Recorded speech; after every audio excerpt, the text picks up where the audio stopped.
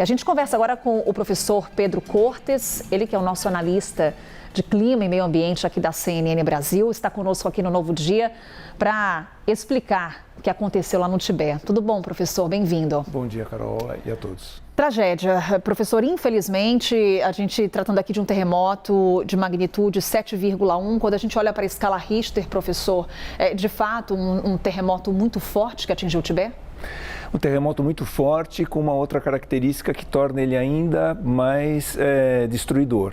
Ele foi um terremoto raso, né? Assim, está a poucos quilômetros da superfície, e ele foi sucedido por vários terremotos secundários. Então a região ela foi atingida por uma série de tremores, esse de maior intensidade, 7,1, mas vários outros com intensidade 5, intensidade 4, numa região que já estava muito fragilizada exatamente por conta da ocorrência desse terremoto principal.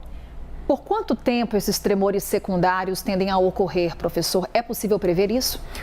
Pelo histórico, na região, aproximadamente uma semana. Você pode ter nessa região do Himalaia, né? Porque é uma região que, na verdade, o Himalaia ele surge exatamente por conta da colisão de duas placas tectônicas. Uma entra por debaixo da outra, a gente tem algumas artes que ajudam a explicar isso.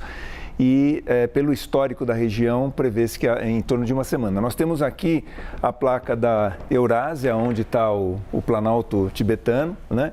E aqui nós temos a placa indiana, que ela entra por debaixo da placa eurasiana e provoca esse enrugamento da crosta, né? Que é o Himalaia, e aqui que ocorrem os terremotos. Tá? Por conta dessa colisão das placas.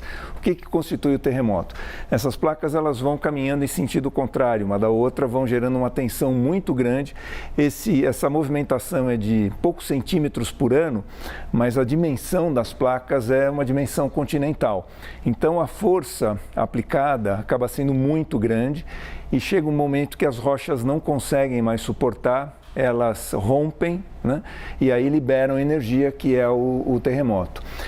Nós temos, às vezes, terremotos que ocorrem a mais de 50 quilômetros, às vezes 90 quilômetros abaixo da superfície.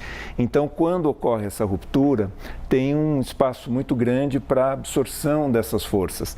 Esse daqui ocorreu, se não me falha a memória, a 30 quilômetros. Então, é uma profundidade pequena, né? Isso faz com que a energia chegue à superfície com maior intensidade. É a profundidade que consegue classificar a letalidade de um terremoto, professor? São vários itens que contribuem para isso. Inclusive, essa escala, hoje ela é um pouco questionada cientificamente, porque nem sempre ela dá a real dimensão da capacidade de destruição do terremoto. Como eu disse, às vezes ela tem essa profundidade, você pode ter uma liberação de energia que é compatível com esse terremoto, só que quando ocorre em uma superfície bem mais baixa, isso acaba se dissipando, né?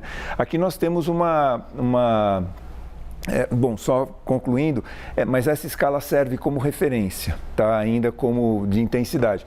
Aqui nós temos no mapa, né, a placa indiana, né? Aqui nós temos a Índia, a China, o Planalto tibetano, e as duas placas elas acabam entrando em colisão, uma caminhando em sentido contrário uma da outra, provoca esse tipo de evento. Nós temos uma outra arte, na verdade, espelhamento de um site do Serviço Geológico Americano, que mostra aqui, ó, todas essas bolinhas foram os tremores que aconteceram, não só o principal, e aqui a relação deles, ó, tá?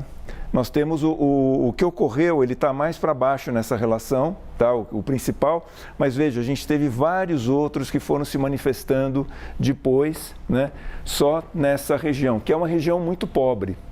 E isso aumenta ainda mais a letalidade do terremoto, porque são pequenas vilas encravadas na montanha, né, populações humildes, com construções simples, pouco resistentes, que acabam sendo mais afetadas por esse tipo de evento. E que é uma região que, como o senhor nos explica, professor, sofre constantemente com terremotos. Sim. Inclusive, esse tremor foi sentido em outros países. Sim. Ele acabou, devido à intensidade dele, por ser de baixa profundidade, ele acabou sendo sentido, inclusive na Índia, Butão, várias áreas ao redor, né, da ocorrência principal. tá? E isso acaba sendo, infelizmente, frequente, né? Infelizmente do ponto de vista humano, do ponto de vista social, do ponto de vista geológico, eu sou geólogo, isso é extremamente interessante, mas o fator humano, lógico, prevalece. Infelizmente, ele acaba ocorrendo em todo o Himalaia e, como eu disse, as réplicas, elas são muito frequentes, veja o que aconteceu, isso extremamente recente, foram assim, questão de poucas horas depois do evento principal. A réplica pode ter uma intensidade, uma magnitude maior do que o tremor principal? Não é usual. Não é usual isso, ela vai diminuindo a intensidade, tá? Ou ela se mantém numa intensidade mais ou menos básica. Veja, o principal ele teve 7.1, a gente teve um de 5.2, vai subindo aqui até 4.3, 4.2, 4.5. Não é o comum dela voltar com uma força maior do que o evento original.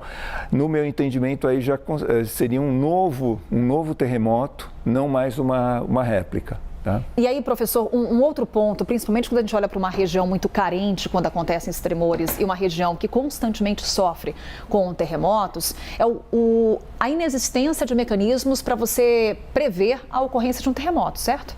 Não é possível prever. O que acontece é que, em algumas situações, é possível prever alguns poucos minutos antes, então é disparado um alerta para que as pessoas busquem abrigo. O Chile tem um sistema desse tipo. Eu sempre cito o Chile porque é um dos países melhor preparados para enfrentar terremotos. Esse tipo de ocorrência é relativamente comum no Chile e os danos são muito menores.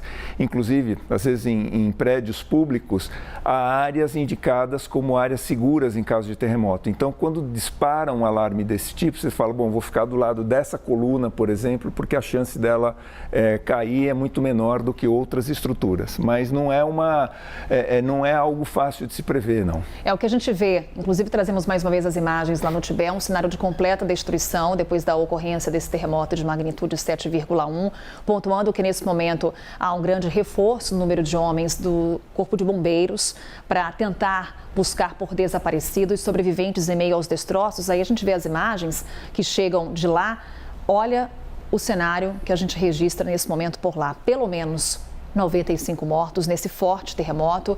O professor Pedro Cortes, nosso analista de clima e meio ambiente aqui da CNN, explicando para a gente a ocorrência desse fenômeno por lá, uma região muito castigada já por tremores de terra. Obrigada, professor, por todos os esclarecimentos aqui conosco. Estou à disposição. Até a próxima.